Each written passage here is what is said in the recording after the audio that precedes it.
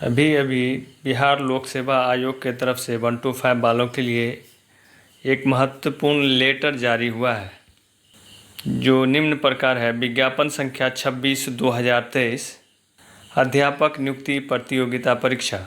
विज्ञापन संख्या 26/2023 विद्यालय अध्यापक नियुक्ति प्रतियोगिता परीक्षा के वर्ग 1 से 5 में सम्मिलित अभ्यर्थियों के अपलोड दस्तावेज को पुनः अंतिम विस्तारित तिथि 26/9/2023 से 29/9/2023 तक अपलोड कर सकते हैं।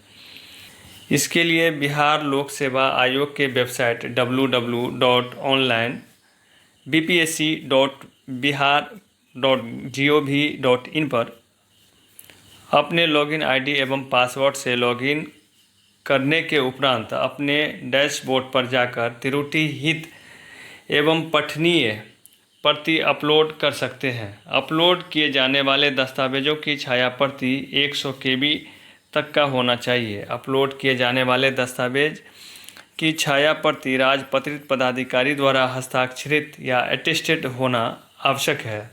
साथ ही अपलोड करते समय राजपत्रित पदाधिकारी का नाम, पदनाम, पदस्थापन का नाम एवं संपर्क संख्या पोर्टल पर अंकित करना सुनिश्चित करें। संयुक्त सचिव सह परीक्षा नियंत्रक, बिहार लोक सेवा आयोग, 25/9/2023।